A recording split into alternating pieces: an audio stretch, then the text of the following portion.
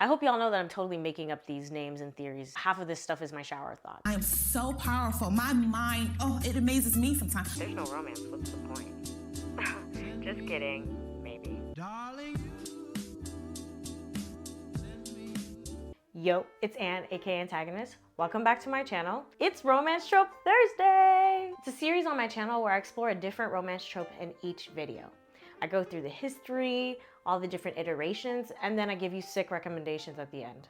You're welcome. This is part 3 of the series. If you want to check out the other videos I've done, I'll have the playlist linked up in the cards. Y'all asked for Friends to Lovers, and Friends to Lovers you shall receive. We're so close to 1,000 subscribers, so please join us down here in our little corner of the internet.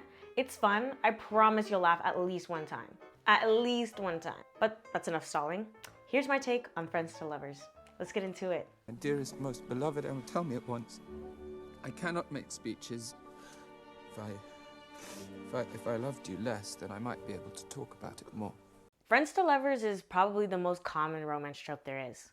Personally, I like to call it the default trope, but I'll get more onto that later. Though the trope is common today, in terms of history, it's a newer trope because friendships between men and women is a relatively modern concept. In the journal article, Thomas Hardy and the History of Friendship Between the Sexes, William Deresiewicz writes, friendships between men and women as a widely accepted social possibility is a contemporary phenomenon, one that dates back no farther than the early 20th century.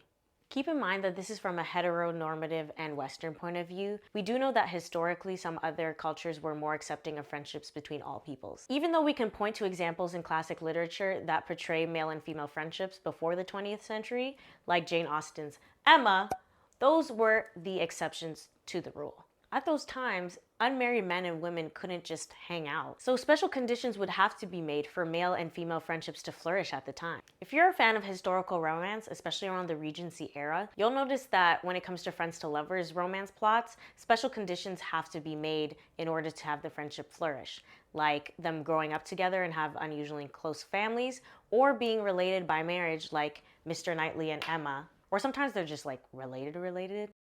Yeah, but he's my first cousin. Before the 20th century, it was common belief that friendships between men and women could only occur between spouses, if that. Famous philosopher Aristotle, who wrote at length on friendship in his Nicomachean Ethics book, Oh my God, what is that? conceded that marriage is an unequal and therefore imperfect relationship between men and women, and more similar to that of a ruler and a subject. It was common belief that men and women's differing natures didn't allow them to be friends, and that women were too weak-minded to develop friendships with men. The way most philosophers at the time saw it was that if a man were to become friends with his wife, he was an exceptionally good man and was essentially doing his wife a favor. Like at the time, if your husband actually enjoyed your company for real, that was a big bonus. Huge. C.S. Lewis explained this dynamic best in his book, The Four Loves, where men are educated and women are not, where one sex works and the other is idle, or where they do totally different work, they will usually have nothing to be friends about. But we can easily see that it is this lack rather than anything in their nature which excludes friendship, for where they can be companions, they can also become friends. But with the arrival of modern feminism in the 19th and 20th century, friendships between men and women would be allowed to flourish. Mary Wollstonecraft, one of the mothers of modern feminism, critiqued the structure of marriage in the 19th century. She called for everyone to put more of an emphasis on love and companionship in marriage rather than appealing to men's sexual desires and appetites. She believed that wives and husbands should aspire to become friends, which was a revolutionary take at the time. It was Mary Wollstonecraft who famously said, "Friendship is a serious affection, the most sublime of all affection, because it is founded on principle and cemented by time." Listen, you are one of my favorite people and the most beautiful woman I've ever known in real life.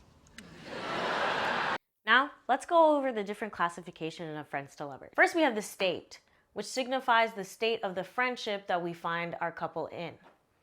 First is mutual pining, which is when both characters in the friendship harbor secret romantic feelings for each other, but won't say anything in fear of rejection or what it would mean for their friendship. So here I have Alex and Rosie from Love, Rosie. They both have romantic feelings towards each other, but through a series of mishaps, misunderstandings, and just general fear of rejection, they stay friends rather than becoming lovers like they both want to be. Then we have It's Always Been You, which is when one character in the friendship has always harbored romantic feelings for the other person as soon as they got to know them or met them.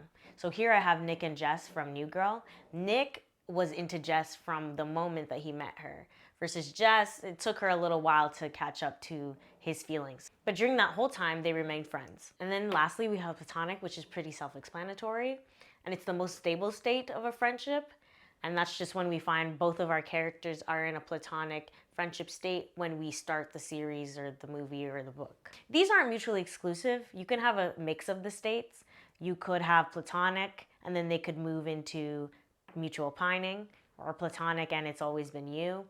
It just depends how we're feeling that day. What makes friends to lovers different from other romance tropes is that friends already like each other's personalities.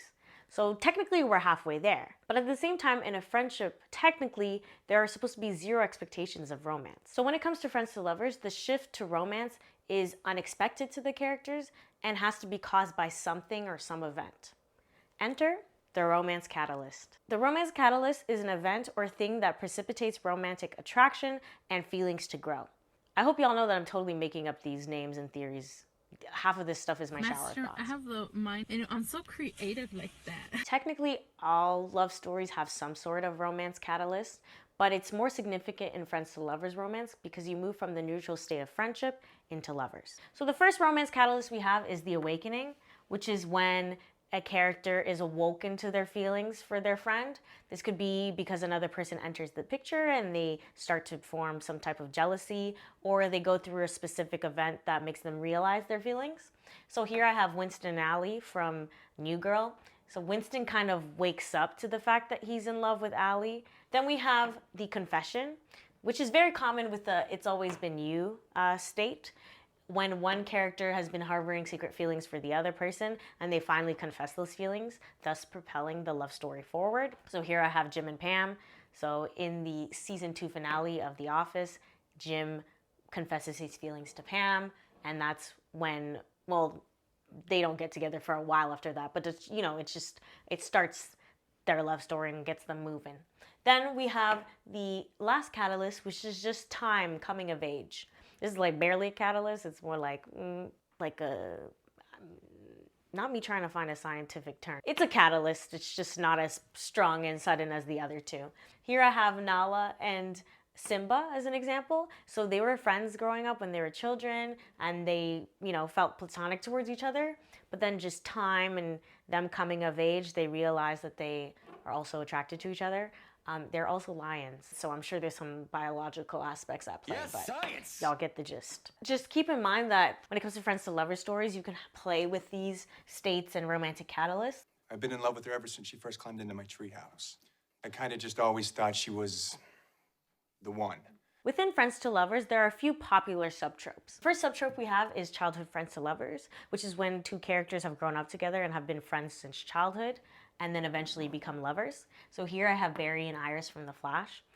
They literally grew up together. Her dad took him in after his father went to prison, and then they eventually, years later, become lovers. Then we have friends with benefits, which is when two characters who are friends enter into a no strings attached hookup situation, and then these people eventually become lovers. And then we have the love coach, where one friend coaches the other friend on how to be more successful in romantic endeavors. Here I have Wesley and Bianca from The Duff, where Wesley is teaching Bianca how to, get a date and specifically get the boy of her dreams. I do like that trope. I quite enjoy it. And then we have enemies to friends to lovers, which is a combination of a trope that I already did a video on. Shameless plug. In this, it's when two characters start off hating each other or start off as enemies and then become friends and eventually lovers. So I put Mindy and Danny from the Mindy Project here. Other examples could be Ben and Leslie from Parks and Rec. They start off as coworkers who hate each other, then they become really good friends and eventually lovers. Whatever this is between us, it is good. It is so good. It is actually the best thing that has ever happened to me. And I don't want it to be over. I'm gonna teach y'all how to friends to lovers properly, because I don't want y'all embarrassing yourself in these streets and then telling them that I sent you. Absolutely not. No, ma'am. Absolutely not. I want y'all to use this information wisely.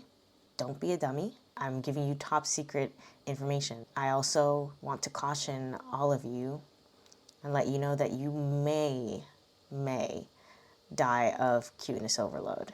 Just a little.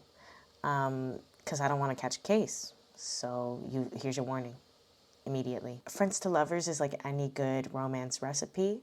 And the first ingredient we have is friends. Duh, it's in the name. You couldn't get that wrong. Come on now. So you'll need your two characters to be friends. They could be best friends or in a friend group. Yeah, let me give this lady some kinky hair, because what is romance if not a self-insert? Please. And she is the Ooh, moment. body yaddy yaddy yaddy yaddy yaddy yaddy. Anyways, so yeah, you want these people to be friends, true friends, not like acquaintances. They need to be vibing. Like, also, good friends make each other laugh. That's what I think. So I feel like that's a big advantage of friends to lovers. They usually be laughing. Like, when people see them, they're like, wow, these two like really enjoy each other's company. Cute. And you want them to be unique in their relationship. Like, what that person brings out of the other person is top tier. And then the second ingredient is pining and angst. Come on now, the main event. It's why we're here. We're here for the suffering, the longing looks from across the room. Ooh, eat it up, eat it up, eat it up. That's what I'm talking about. And just the angst of like not wanting to blow up your friendship, but knowing that this could possibly be the best thing that has ever happened to you. Oh my goodness. Yeah. Like, if only. It's just so good. So good. We're eating good food when there's pining and angst. Now, come on now. So we've been eating good with the pining and angst. So naturally, the next ingredient is the confession and or awakening.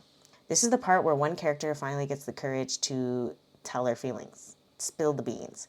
Or it can be an awakening, like an aha moment that allows the person to see who has been in front of them the entire time.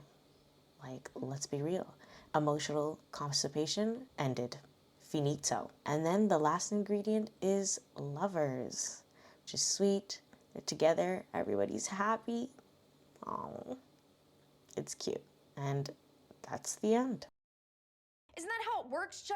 A guy asks out a girl because he likes her? What about a guy not asking out a girl because he likes her? Huh? Have you ever thought about that? What? I didn't want to wreck everything you and me don't have together. That makes absolutely no sense. As we know, no trope is without its critiques, and even an unproblematic one like friends to lovers still has a fair share of criticism. So one very common critique of the trope is that it's boring. It's common for people to say that friends to lovers couples or stories lack spice or any type of intrigue, and often the romantic tension is lacking or completely absent. The next criticism is what I like to call the default trope part. Friends to lovers has a long-standing tradition of permeating itself through all of media. Like, she is everywhere. Everywhere. Oftentimes when I think friends to lovers, I automatically think Disney Channel. They love themselves a good friends to lovers.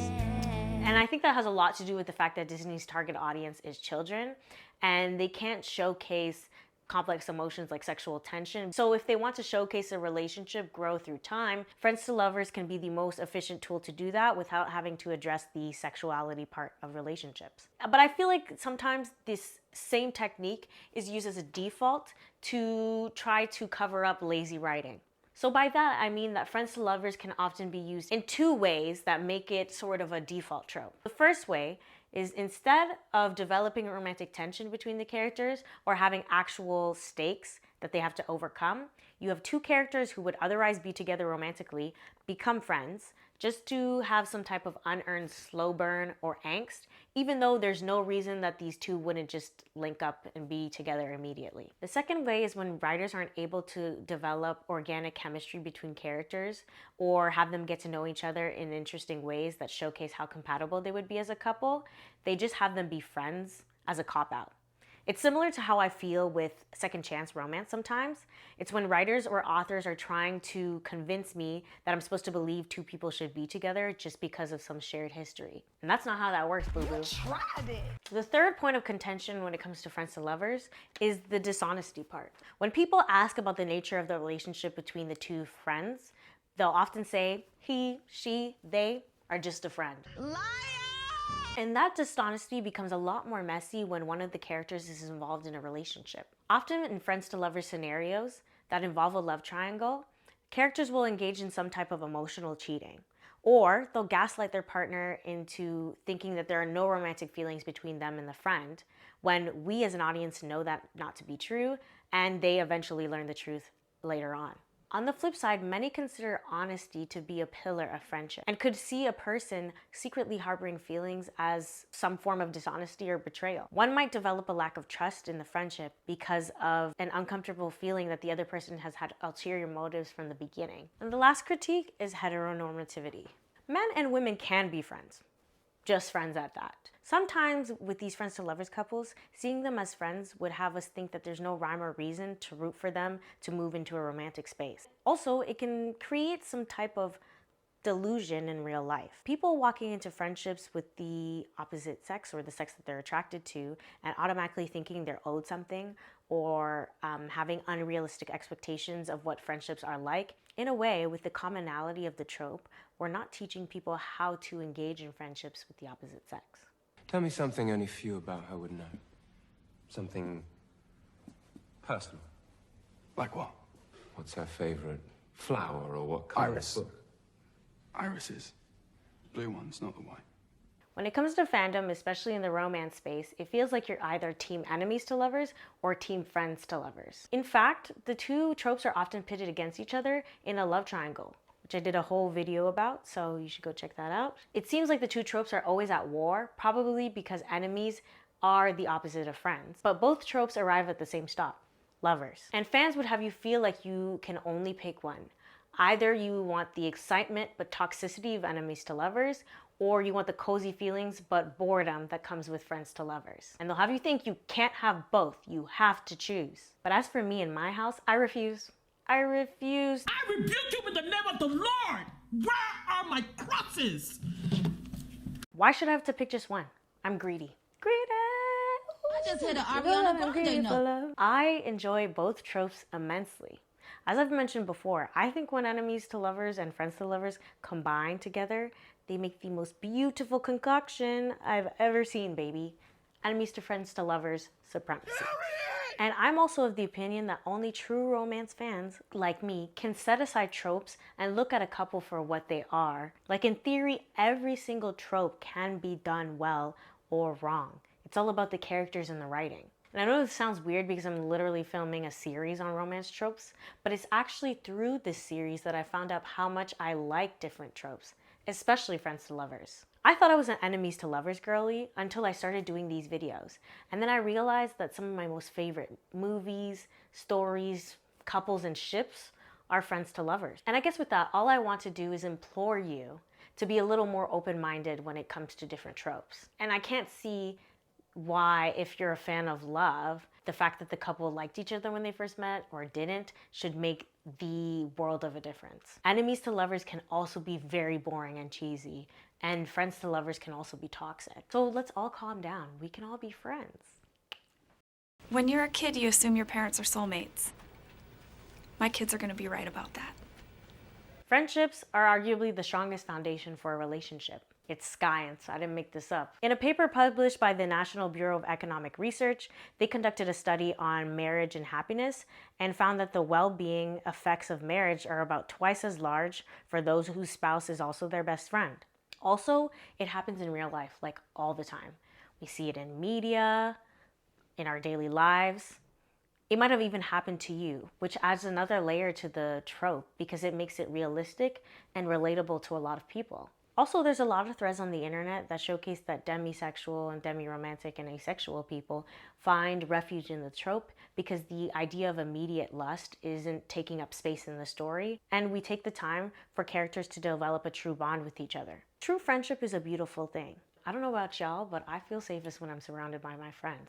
So the idea of feeling as safe and comfortable in a relationship is truly something. Also, it shows that a person will like you when you look like a prune.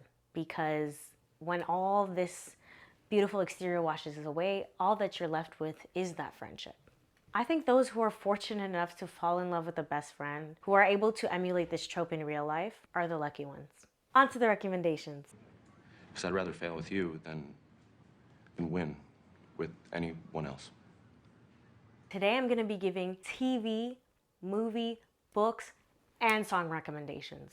Oh, she's taking it. Yep. For TV shows, my recommendations are Dylan and Evie from Lovesick. Honestly, any couple from Heartstopper, like all of them are giving friends to lovers. Specifically Nick and Charlie, but you know, you can take your pick of the litter. Then we have Jim and Pam from The Office, of course. Winston and Allie from New Girl. Joey and Pacey from Dawson's Creek. Danny and Riley from Baby Daddy. Barry and Iris from The Flash. Monica and Chandler from Friends. And Mal and Alina from Shadow and Bone. You tried it. So, Hey, so it worked? Yeah, it totally worked. She bought it. wait, that whole thing was an act? For movies, I'd recommend What If, Sleeping with Other People, When Harry Met Sally, duh, classic, Blueprint, He's Just Not That Into You, Ron and Hermione from the Harry Potter film series, Friends with Benefits, Lemonade Mouth, and Jump In. For books, I'd say Anna and the French Kiss by Stephanie Perkins, People We Meet on Vacation by Emily Henry, The Lunar Chronicles by Marissa Mayer, specifically Winter and Jace. Oh my gosh, I would die for them. I would die for them. I would die. And finally, How to Be Popular by Meg Cabot. And now for your Friends to Lovers playlist, I would recommend Pancakes for Dinner by Lizzie McAlpine, Accidentally in Love by Counting Crows, I Think I'm in Love by Kat Dahlia, Prettiest Friend by Jason Mraz, You Belong With Me by Taylor Swift, Best Friend by Ray Vaughn, Replay by Ayaz, and finally, I've Been Thinking About You by Mariah Carey. Thank you so much for watching this video. I really hope you enjoyed it. Please leave a comment of your favorite Friends to Lovers couple. Do you like the trope? Is it not your favorite? Tell me why, or tell me why it is. Yeah, I'm really excited to be back on camera. It's been a minute. If you've made it this far, please subscribe. We're so close to 1,000 subscribers, so it'd be really cool if you join the crew. You want to join before I get real famous. It's gonna happen, so you might as well make it happen. All right, I'll catch you guys in the next video. Bye!